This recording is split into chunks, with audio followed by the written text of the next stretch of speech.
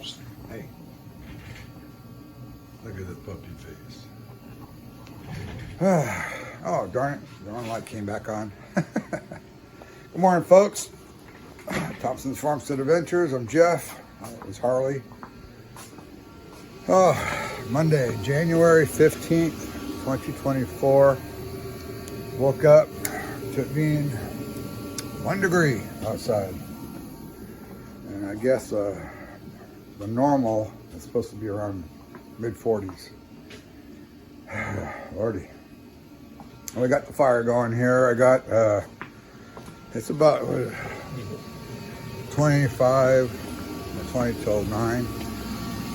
I got out here, got the heater going for the shop. Because it was 30 degrees in here. And I'm trying to save my plants. And my wife's 2 avocado trees here, and the rest of these are a variety of fig trees. Now, oh shoot, I forgot my gloves. Hold on. I gotta go let the chickens out, smash the waters. They're frozen. And my wife went out a few times yesterday.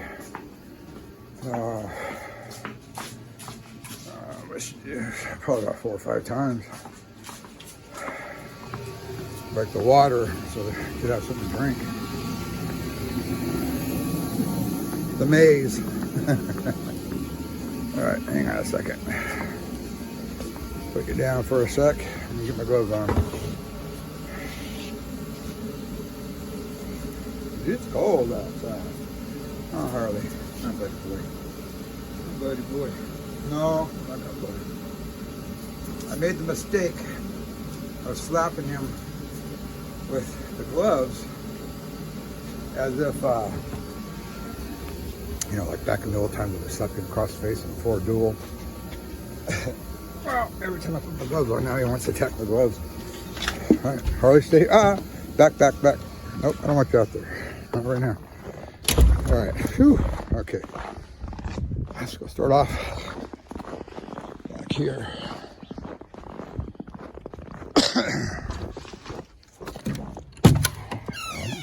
Get that one open.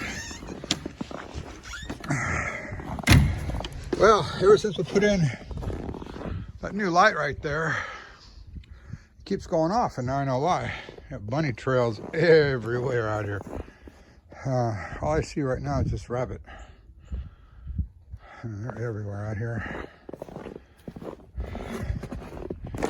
Let's see. Yeah, look at that. They're everywhere. All right.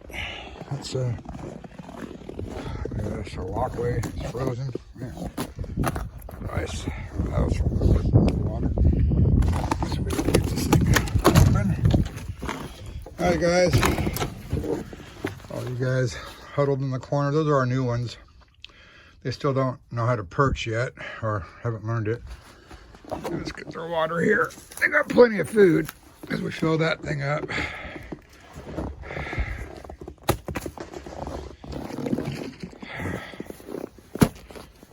I love these things because of that. Flip it over. Voila. My problem is having to bend over.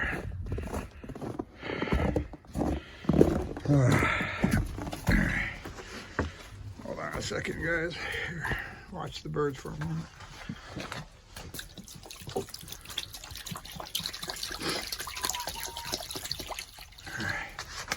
There you go, kids. Get some water. All right, we just fill them up halfway. We use the 1 gallon tubs, or rubber tubs. Fill them up halfway, and that way we can pop them out. You fill them up all the way and they freeze over. You can't get the darn things out. Let me get those cleaned out. Yeah, I have to get a scraper. Pushing the door out over there. Right now, get this guy here. Hey, I'll deal with the gloves on. The water down for a second.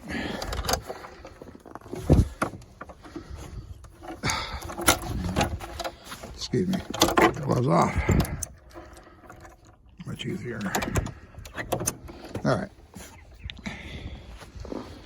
Jeez Louise.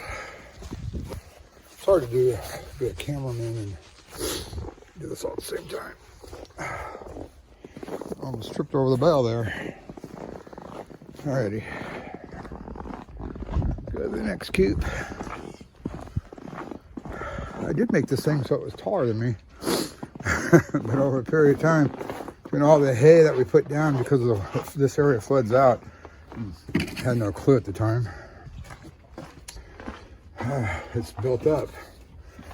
All right, let me get all the snowflakes on the. Oh, it's on the inside. It's from the humidity from the birds. You guys, I gotta stop breathing so heavy. Kit. Again.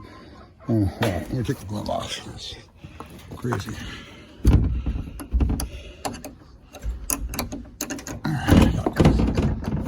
that one on there. All right. Try to get the glove back on. I'll leave it off. All right, there's this frozen over.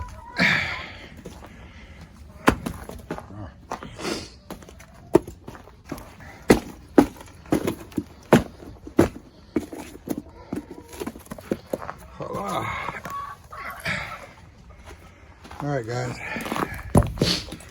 Let's get some more tea.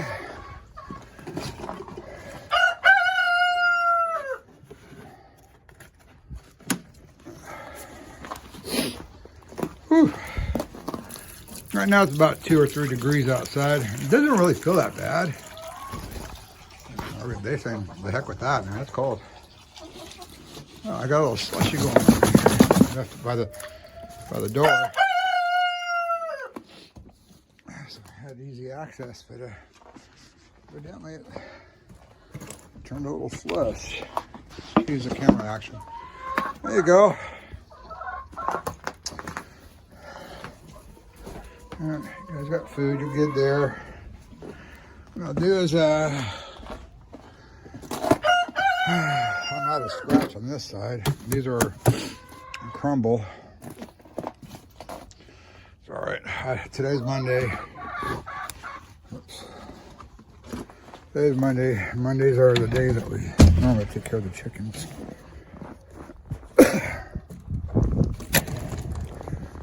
Look at all these bunny trails. Look at this. What? Oh, they're going right to the fence. Oh no, they hit the fence. Trying to get in there. Ah, they got in over there. Right over here. It's open. They pushed it open. Whew, okay, now it's getting cold. It's the wind. Not really the cold. Get rid of the wind and be fine. There were goggles out here. Ski goggles. Alright. Where's Harley again? Buddy boy. Get that off my feet. Yeah, the room, the shop. Excuse my nose now. The shop was at 30 degrees. That jug was at right by next to the door. These guys here should be fine. Yeah, they're fine. So that one started to turn into a slushy, a slurpee. Oh, I still got to adjust the lights again. Evidently, the lights out here. Probably, come on, go in there. Go in there. Let me close this. Now I don't have to worry about it taking off and trying to chase a water or something. Evidently, make sure I don't slip and fall. There's the switch to the right on these guys here. I didn't read the instructions, you know. I'm a man. I don't need instructions. Oh, oh.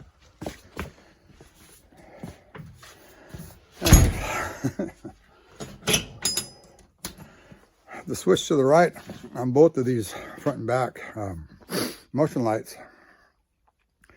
I had them set for dusk to dawn, right? So that means they would stay in this night light mode. which is nice if we wanted it that way. I don't want this one in the back that way because I don't want people that are driving down the road seeing what we got, because when it's dark out here, you can't see what I have back there. You just keep on driving. And I don't want the nightlight mode on, so they go, oh, hey, check that out. Look what they got. So I turned it on 3 thinking it was going to be 3 minutes. Well, it turned out to be 3 hours.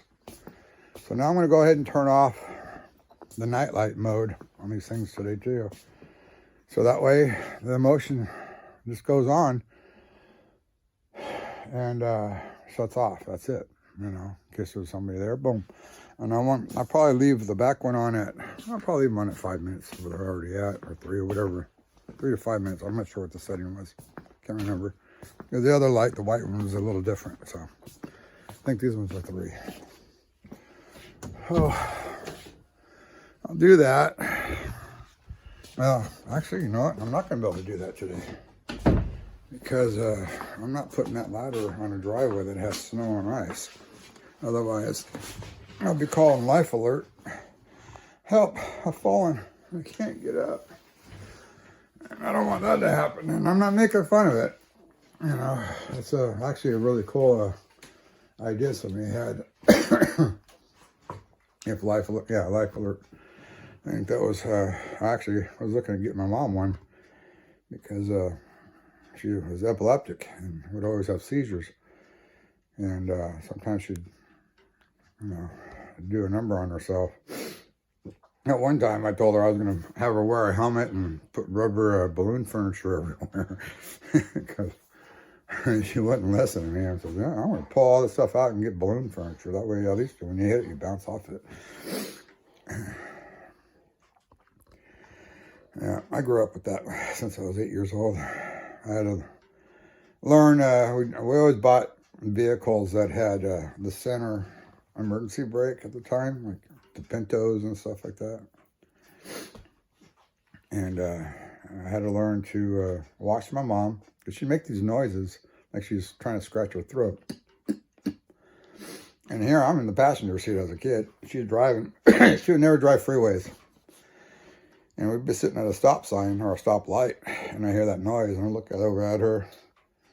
Of course, back then we didn't have video games or phones or whatever to distract us as a kid, to take our focus off things, or even earbuds. So all we had was maybe Wheelos or Slinkies or Etch-a-Sketches and stuff like that to play with, So she started making that noise, and I'd look at her and I'd start yelling at her, Mom, Mom, Mom. And when she didn't listen to me and respond, I was taught by my dad to reach over and turn the ignition off and pull up on the emergency brake, and then yell at her to see if she'll wake up, and then get out of the car and wave my hands and yell for help. And back then you could, Back then is when you could, have your front and back doors open and stuff. Or windows open, because nobody had air conditioning then. Yeah, I had to deal with that my whole life. There's a lot of times we'd go out to dinner and stuff. When Kim and I first started dating, took my mom out to dinner, and of course Kim and I are sitting together. My mom's across the way from me, and I'm always sitting on the outside. This is for those who might have people in your life that are epileptic. Just remember this. This is how I grew up. As long as she, in her younger years, and she had grand malls, it was scary. As she got older and she would have these things, it wasn't as bad. She wouldn't fall and flop on the floor and jerk around where she could hit her head and stuff. And back then when she was doing grand malls, you'd have to take your wallet. My grandfather would call it the billfold, and stick it in her mouth so she wouldn't bite her tongue off. But as she got older, and that's what was told to us by the doctors and stuff back then. Of course, nowadays, it's different. But as we learn, right? But anyways, as my mom would start having a seizure across the table from us at the restaurant, I'd get up because I could watch her. She'd start fiddling around with stuff, and I go, "Hey, Mom," and she wouldn't wouldn't respond. And Kim has no idea at the time. And so she starts fiddling around, trying to grab her silverware, not knowing what she's doing. So I start collecting her silverware, put them in front, and I move her plate, whatever's in front of her, move her glass so she doesn't knock it over. I just start moving things. Then I get up and I slowly, it's a routine. I grew up this way, like I said. I would get up, go over to her side, slide over, put my arm around her, grab the napkin, put it underneath her mouth. And she'd still be fiddling around. I have no clue what I'm doing. I just keep my arm around her so she wouldn't fall forward or fall over to the left of me. And and I put the napkin in her mouth because once she gets done fiddling around, then she goes into this complete blackout mode. And she stares, but then she starts to drool. So I just make sure, So she's fiddling around and all that stuff. She has no clue yet. I've got the napkin in my hand, waiting for her to do her thing, and then I put it underneath her, and then she's still fiddling around the blackout mode. And I wait. And I go, "Mom, hello, hey, Mom, you okay?" And talk to her that way, just be smooth and comfortable and stuff, And then she'd come out of it. I'd wipe her mouth. She would have no clue. And she'll look at me like, "What are you doing here? You were just there." She go, "Everything all right?" I go, "Yeah, you just had a seizure." She goes, "I did?" Because she never knows. She never knows when she has a seizure. The only time that she knew that she had a seizure was if she had a black eye or chipped tooth or something like that. And the aftermath of it, being alone or something. And trust me, guys, I had people living with my mom, and she had people that just did not work out because the wrong people. And then, of course, my mom started getting a little bit of dementia and stuff, and that was a whole nother situation. But anyways, she'd look at me, and with that look on her face, like, "How'd you get here?" And I'd tell her that I had a seizure, and she'd go, "I did?" I go, "Yeah." Then I'd just start putting everything back, put her napkin back, and put her plate back and stuff, and water. And then she'd just start picking up the conversation right where she left off. I was like, "It's the craziest thing." I'd get back, we'll go around. She goes, "Anyways, like I was saying," and I was like, I just don't understand it. God creates us, and it's just incredible how our bodies are, our minds and everything, It's just incredible. And it always blows me away. Every time she just pick right back up where she left off. It's like not miss a beat in certain areas. You had that little incident of me helping her out and making sure she's cleaned up. And once I sit back down, go, "Anyways, like I was saying," it's like, and then she'd be fine. And she's like, she wouldn't have that many seizures. Every once in a while she would. But it's like loud noises and flashing lights and stuff like that, Would have her go into the seizure. And my mom, she had a giving heart, Had a giving heart. She'd, when I was going through my recovery programs and all that stuff, she just was a blessing to the guys in the house. She would bring them, care packages all the time.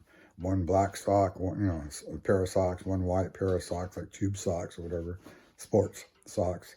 So one dress pair, one sports pair, as she would call it. And she would always bring over the huge cans, the number 10 cans of corn and, veggies and beans and stuff like that. And the big cans of tuna when they had them. I can't find them anymore. And there's a bunch of spaghetti, spaghetti sauces already pre-made and stuff like that. And she'd just bring it over because she was just happy to see her son and others, get clean and sober. So, and change her life for the better. So, anyways, I went from talking about the shop to my mom and all this stuff. I'll probably, because of the situation with my stepson, and I'm thinking about the homeless have been on my mind over here, because there's some really good people out there that just need a break. Some of them aren't doing drugs and alcohol. I mean, they might do alcohol not as a habit because they need to, maybe right now because it's cold, you know. And, but you really don't want to do that because when it wears off, man, then you're freezing. But I'm thinking about these people, and this is a place that my wife goes and works at too, helps out. And I'm thinking about building like these little tiny portable travel trailers kind of thing, miniature scale. There was a guy out there. There was one guy in Washington.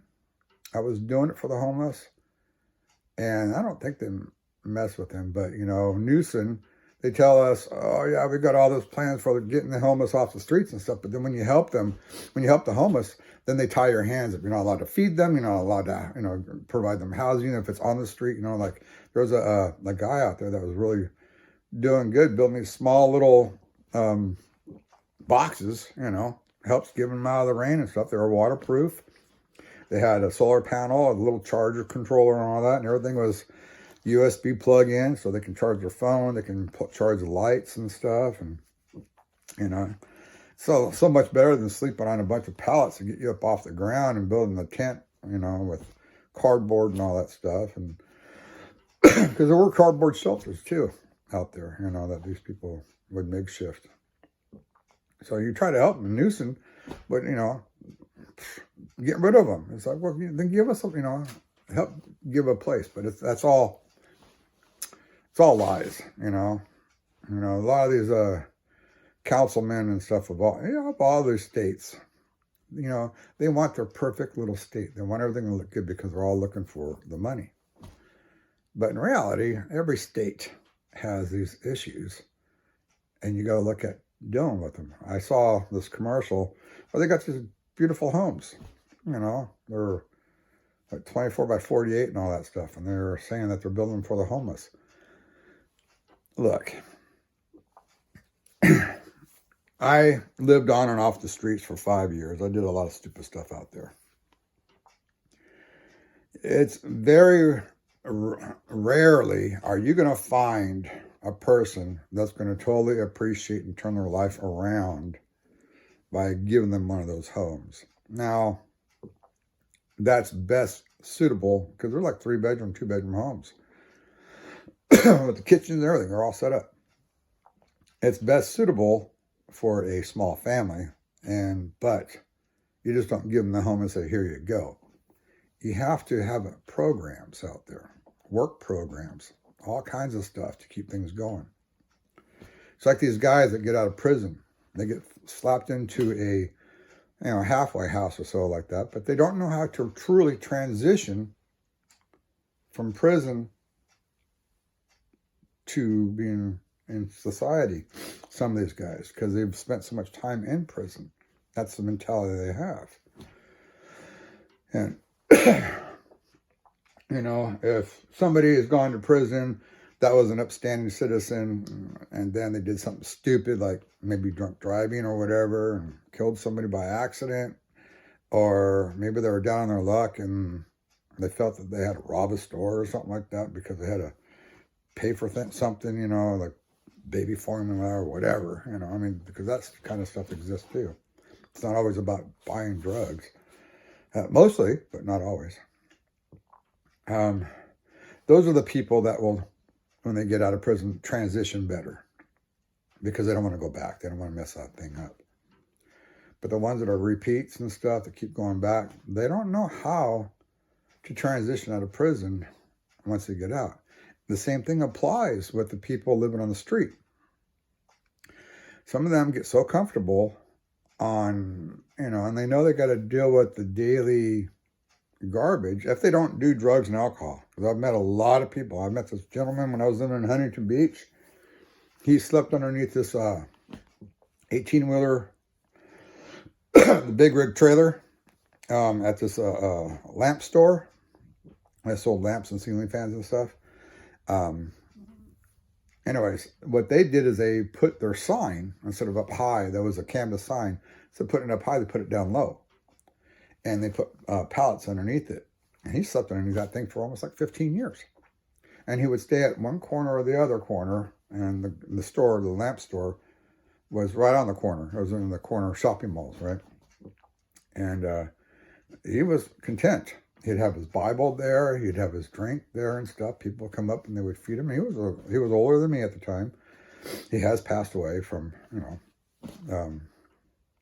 elements of living on the streets and not taking care of himself properly. But he was content.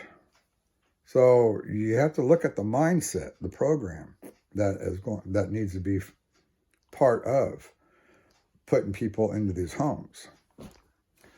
So the best way is to help your city. We got a small little town here.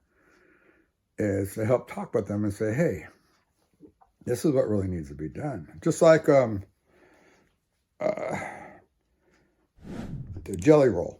Jelly Roll, the new, he's a new star out there, right? What's his name? Jason D. something? Deford? Writer. I was watching him yesterday in the city council and stuff like that. And he talked about his past and stuff like that. But the main thing that he's talking about is how to help people and get this, the drugs, the fentanyl and all that stuff, the fentanyl crisis. And I was blown away by his, by the way he wants to, be part of, And I also felt the same way as him. I was the kind of guy that used to run from the cops. And then once I got my life switched around and had Jesus, put Jesus in my life and let him take over and guide me instead of my own stinking thinking, then I ran with the cops, In fact, we had a lot of police officers that would go with us when we go down into the riverbeds and stuff like that and help feed the people. Kind of, they're carrying. We're not allowed to because we live in California. Even if you have a concealed carry, they'll find a reason to take it away. Anyways, our lives change. You have to want to. I wanted to change. I didn't want to be the black sheep. That's why I'm able to move forward in life the way I did. It was hard because I had a lot of reprogramming. But once I got away from the selfishness and thinking that everybody owed me a living and nobody cared and all that other stupid stuff that we go through, those emotions and stuff. Once I realized there's a lot more out there like me, and I didn't know how to get out. And once I learned how to get out, because people helped me out. It's like this story. There's a guy in a hole. You guys may have heard this. Some of you may not. There's a guy in a hole. And there's a pastor that walks on by. And the guy yells up at the man, sir, can you help me get out of this hole? And the guy goes, look, I'm a pastor and I can't help you get out of this hole. But when you get out, I can pray for you. We can give you some clothing and we can give you some food and we can help you in that area. But I can't help you get out of this hole. And then he walked on. He said, I'll keep you in my prayers. To some of you guys, you may think that's heartless, but listen to this. Then a lawyer comes walking by. And the guy goes, sir, can you help me out of this hole? And the lawyer says, no, I can't. But here's my card. And when you get out, if you need assistance for you falling in this hole for whatever the purpose may be, we can sue them for that, of course. And then there's a guy like me. I come walking by. And the guy goes, sir, can you help me out of this hole? And I looked at him. I jumped in the hole. He goes, what are you doing? Now we're both stuck in this hole. And I say, no, look, I've been here before. I can show you how to get out. And that's the difference of just giving somebody a house, giving somebody something. They don't know how to take care of it. It's like most people that win the lottery, become millionaires, and if they don't have the proper thinking for it, whether it's the training or the knowledge or, somebody to help guide them with that money, they're going to blow all that money. And there's people out there blow all that money and be right back to where they started, broke. And that's what happens with people living on the street. The same thing with people coming out of prison. If you don't give them the proper training, if you just push them out of the way because you feel like you're better than they are, they're going to stay right where they're at. And that cycle, that vicious cycle is going to continue over and over and over again in their lives until they get the proper guidance. You know, as a Christian, it's not just about loving them and praying for them or showing up every once in a while so you can feel good about yourself and giving them blankets or something. It's actually about being committed to helping. Now, there's nothing wrong with giving stuff away and doing certain things, because I understand it's not for everybody. I understand people are busy. I understand this. There are the certain people that have gone through it that understands how they think. So, we'll see where this goes down the road, because, like I said, my mind's been on these guys, and I wanted to do the same thing like the guy did in California, built these little portable huts. Out here it's a little harder because there's no sidewalks. California, you got sidewalks all over the place.